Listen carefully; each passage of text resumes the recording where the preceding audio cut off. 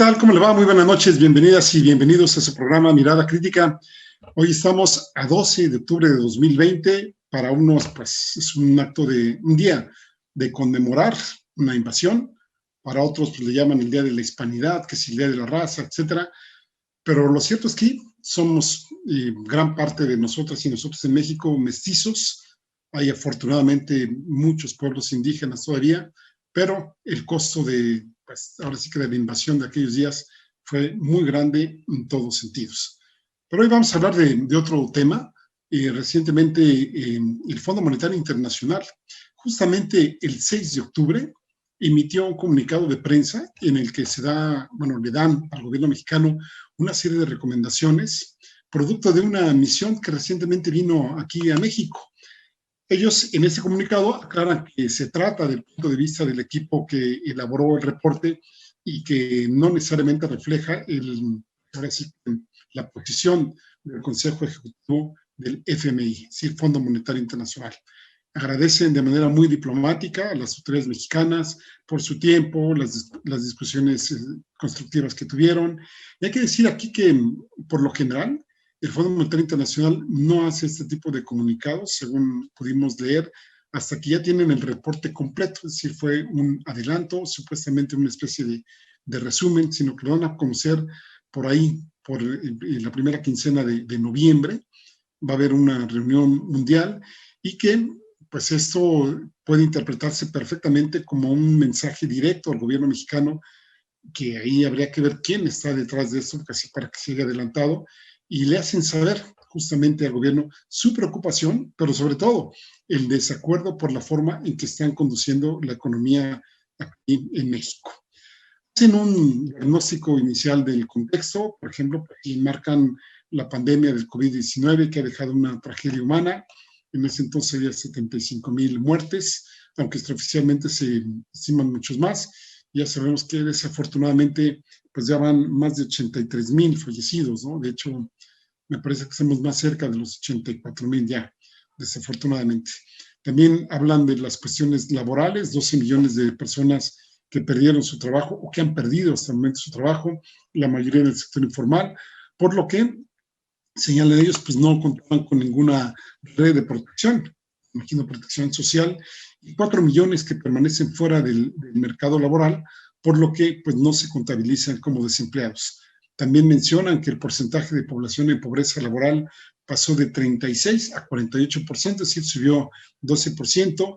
Prevén una contracción de la economía, esta medida como Producto Interno Bruto, el 9% para este año. Hay otras estimaciones, digamos, aquí el intervalo está entre 8 y 10.5% de crecimiento para este año.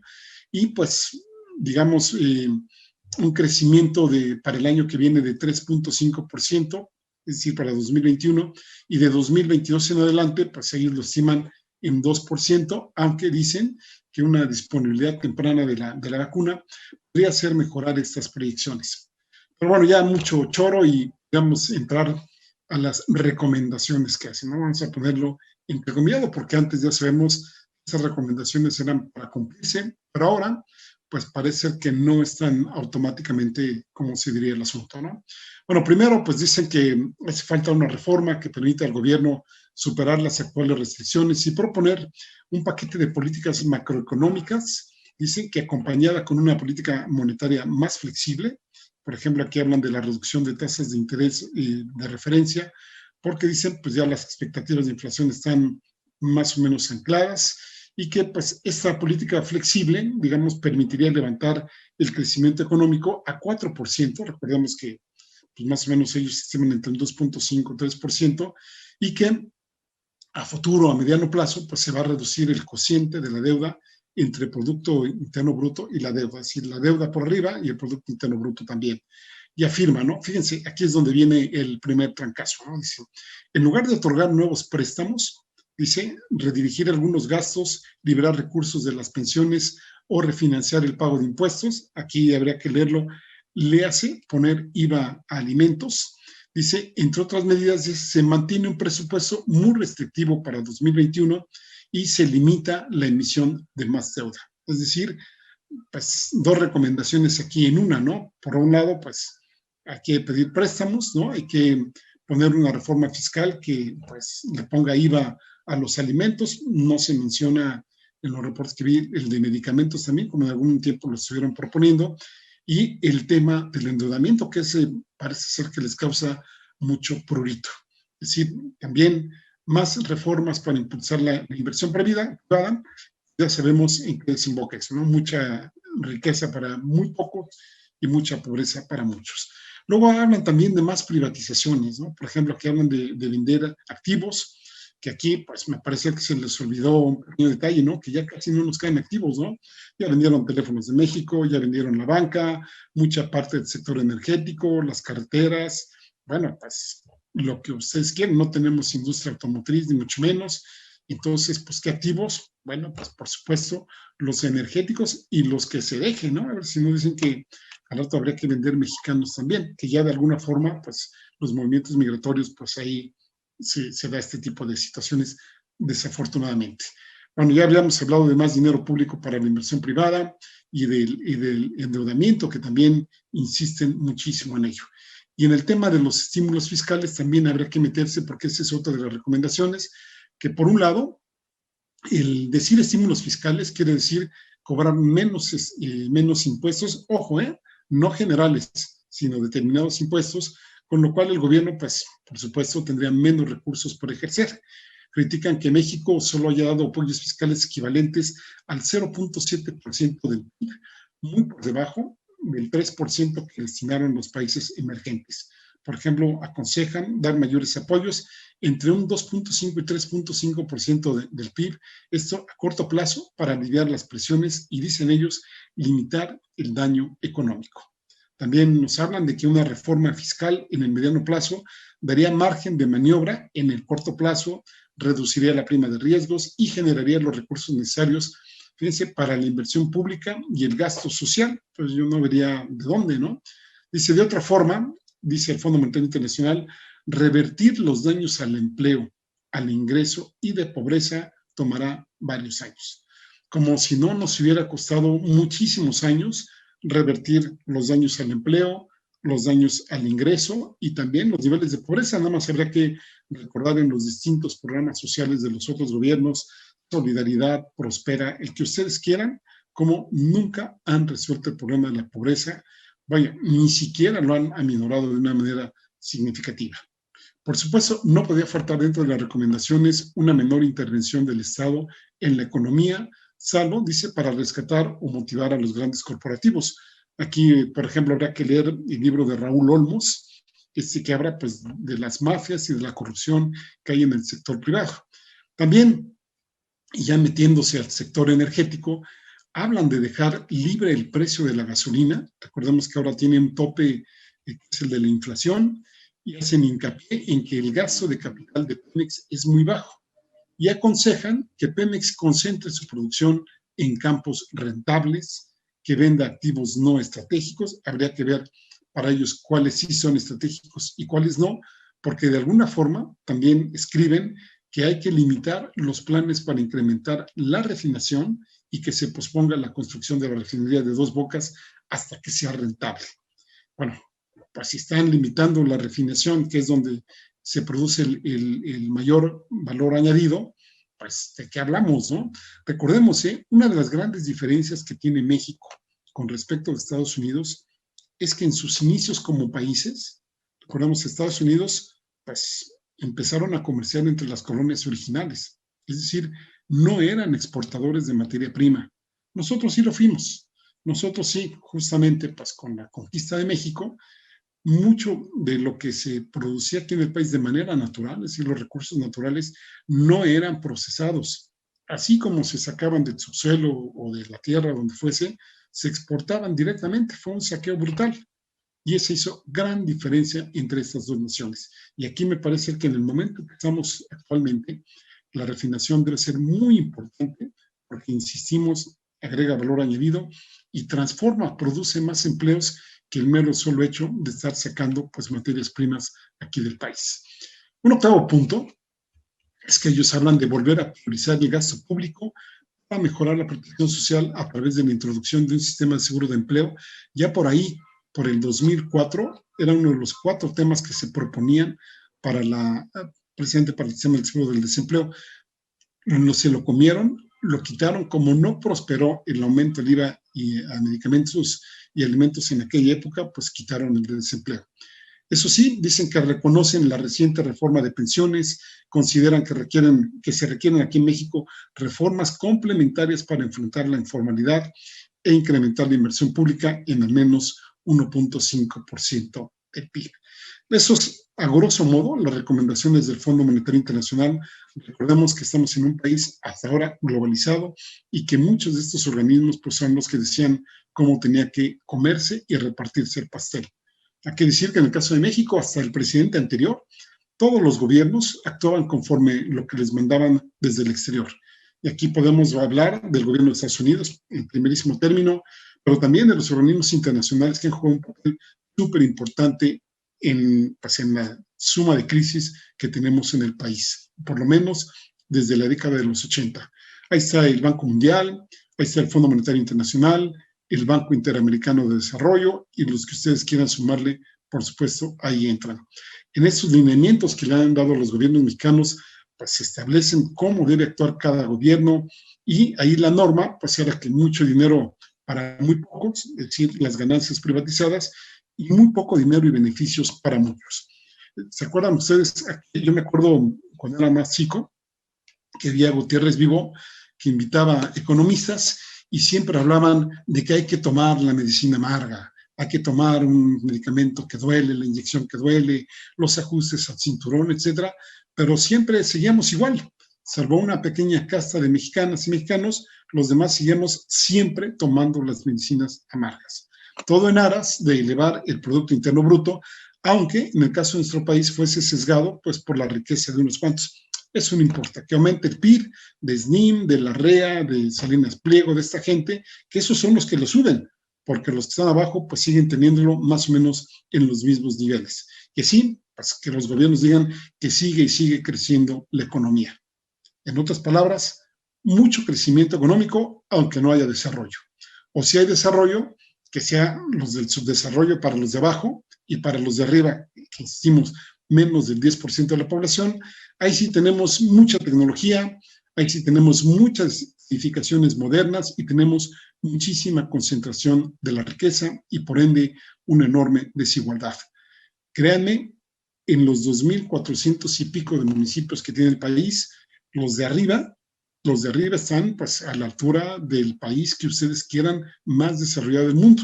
Y los de abajo, lo digo con todo respeto, están pues también en los márgenes de los municipios más pobres, por ejemplo, de África, algunos de India y de Medio Oriente, por citar algunas regiones. Es interesante irnos un poco hacia atrás, por ejemplo, en el gobierno de Fox, el Fondo Monetario Internacional presionó mucho al gobierno para que cobraran IVA en alimentos. Y o sea, Fox le dedicó mucho esfuerzo para lograrlo. Que, pues, recuerdo esas palabras que decía que iba a haber un mejor sector salud, que nos iban a regresar la cuchara copeteada, no se recuerda, no, pues es darle poquito y les vamos a regresar la cucharada copeteada. No lo logró, no pasó por el Congreso, aún con todo y la alianza que hizo en ese entonces con la que era pues, priista y jefa de la fracción de la Cámara del PRI, la maestra Elba Ester Gordillo. Ahí cuentan algunas narraciones, por cierto, que vino uno de los fuertes encontronazos con Roberto Madrazo. En su momento, Fox, inclusive para lograrlo, hizo una serie de pues, eventos, entre ellos una convención nacional hacendaria en Juriquilla, en Querétaro, pero, insistimos, no pasó. Ahí hay que hablar también de la reforma, ya lo comentaba yo en un momento, de la reforma del 2004. Por ahí tuvimos la suerte de escribir con Gustavo Leal un texto sobre esta reforma precisamente en donde en aras de ser un seguro universal de salud, me refiero, pues nos querían meter justamente IVA en alimentos y medicamentos. En el caso de Felipe Calderón tampoco tuvo éxito y luego Enrique Peña Nieto pues ni le movió porque pues, a él lo que le importaba era su reforma estrella que era precisamente la energética. Entonces, regresando al periodo actual. Según el Fondo Monetario Internacional, muy parsimoniosamente, vamos a decirlo así, de manera elegante, si no se hacen las medidas recomendadas, vamos a perder los logros de la última década en materia de empleo, ingreso y combate a la pobreza. Como dirían algunos cómicos, uy, qué miedo, pues la última década en materia de empleo, pues ellos mismos reconocen que, y no es de ahorita, no es por la pandemia, más del 60% de la población económicamente ocupada en México está en el subempleo, está en la economía informal. Ingreso, ¿de qué ingreso hablan? Si hasta ahora que se dieron los recientes aumentos, digamos, al salario mínimo, pues un peso de ahora, o más o menos cuando empezó esto, este gobierno me refiero, anteriormente equivalía, perdón, un peso de antes de 1970 equivale a 25 centavos de ahorita. Es decir, la pérdida que tenemos en ingresos es más o menos de un 70-80%. Además, pues de que el crecimiento económico, nos dicen ellos, puede empeorar. Pues sí, ya lo tenemos ahí. Díganme, ¿qué generación de mexicanos o mexicanas ha tenido en su momento, digamos, un periodo de crecimiento efectivo? No hablemos del 2%, porque si calculamos el 2% de crecimiento y vemos también el crecimiento poblacional, ahí automáticamente se borra el crecimiento económico. Es decir, si ustedes tienen 100 pesos en un año y ganan y suben a 102, pero también tienen 100 habitantes y suben a 102 habitantes, ahí se borró el crecimiento económico porque surgen más necesidades. Entonces, nos dicen ellos que tardaríamos varios años en volver a los niveles anteriores de la pandemia, como si hubiéramos estado en plena bonanza con los gobiernos anteriores. Bueno, hay que rectificar. Unos sí que han estado en muchísima bonanza, han estado de plácemes, pero muchos, parece, no, que informen bien a las y los representantes que han venido del Fondo Monetario Internacional. Y aquí entonces soltamos la pregunta, ¿no? ¿De verdad es deseable volver a la herencia que nos dejaron los gobiernos anteriores? Miremos algunos indicadores, sin pretender defender al presente gobierno, el cual también tiene que rendirnos cuentas. Pero bueno, veamos algunos indicadores anteriores. Desempleo ya lo mencionamos, subempleo también, economía informal mayor al 60%. Actualmente se estima que solo entre un 30 y 33% de mexicanos en edad laboral tienen un empleo formal. Eso con todo y las limitaciones que se han venido dando últimamente, y que ya sabemos que aún con todo y empleo formal, nos pueden mandar un correo electrónico, toquemos madera y decirnos, ¿saben qué? Pues hasta aquí llegó y ahí se ve, ¿no? Y también habrá que preguntar, ¿no? ¿Cuántos mexicanas y mexicanos han emigrado en busca de mejores condiciones económicas? Decía yo del poder adquisitivo, ¿no? ¿Cuál es nuestro poder de compra en los últimos años comparados con la década de los años 70 del siglo pasado? Pues el salario de nosotros está hecho puré, hay que insistirlo, representa el 20-25% de esos años, es decir, un desplome cercano o mayor al 80% del salario de entonces. Obvio, el número de pobres creció. Insisto, no tenemos industria automotriz propia, no tenemos banca, salvo Banorte y Banco Azteca, que ya me dirán, pero estos dos bancos mexicanos que también hay que verlos, pero el grueso del pastel se lo llevan Banamex, BBVA, a ver si lo digo bien, porque no me vayan a criticar ahí en los comerciales, Santander y HSBC principalmente, por no mencionar también al Scotiabank, es decir, bancos extranjeros.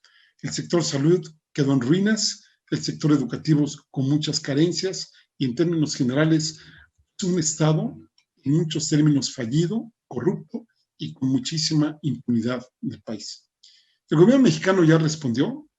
Por un lado está el subsecretario de Hacienda, Gabriel Llorio, aquí lo voy a citar más o menos textualmente, que dijo que en relación con las recomendaciones emitidas por el Fondo Monetario Internacional, es importante destacar que rechazamos incrementar impuestos en ningún rubro, incluyendo el impuesto sobre la renta, el IVA y las gasolinas. Dice, menos aún en la actual coyuntura de la recesión del COVID-19. La estrategia del gobierno es que paguen los que deliberadamente eluden y evaden al fisco y no incrementar la carga fiscal de los contribuyentes cumplidos. Pues no están devolviendo los miles y millones de pesos a algunas empresas. ¿Y qué decir de las factureras? Sigo con la cita del subsecretario Gabriel Llorio. Dice, la evasión en México se estima entre 2 y 2.5% del PIB. Es cierto que el gobierno tiene el deseo de aumentar su recaudación, pero no sacrificando a los consumidores. Aquí, por ejemplo, y al rato vamos a hablar de los fideicomisos.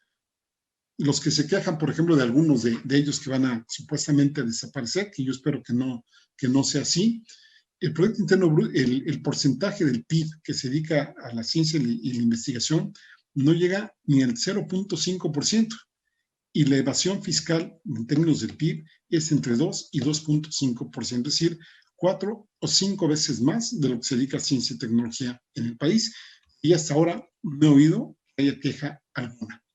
El presidente López Obrador también dijo, pues es el fondo. Cuando le preguntaron qué opinaba, dijo, pues es el fondo, ¿qué más puedo decir? Es que antes los del Fondo Monetario Internacional dictaban la política económica y decían lo que debía hacer México. ¿Y saben qué recomendaba? Privatizar, aumentar el precio de las gasolinas, de la energía eléctrica, privatizar la educación, el manejo de las pensiones, eran los jefes de jefes. Ya pasó eso, lo único que pedimos es que nos respeten, somos libres y soberanos, y ya no son los organismos financieros los que dictan la política económica en México como era antes. Ahora, si quieren hacernos recomendaciones, pues yo también les voy a mandar mi pliego petitorio para que procuren dar crédito a los gobiernos a tasa cero, que dejen de rescatar a las grandes corporaciones y rescaten a los pueblos, en fin, que dejen de estar solapando a gobiernos corruptos. Hasta ahí la cita del presidente López Obrador. Un dato adicional, hoy justamente en su columna de Carlos Fernández Vega, o en la de ayer, si mal no recuerdo, cita una información de la Reserva Federal de Estados Unidos al cierre de julio pasado, de depósitos de compatriotas, como diría Carlos Salinas de Gortari, porque decía compatriotas, bueno, depósitos de mexicanos solo en Estados Unidos, habría que sumarle en paraísos bancarios, en España, Monte Carlo, Islas Vírgenes, Islas Caimán, Guadalupe, etcétera. Bueno, solo en Estados Unidos, al cierre de julio de este año, tienen depositados cerca de 87,000 millones de dólares.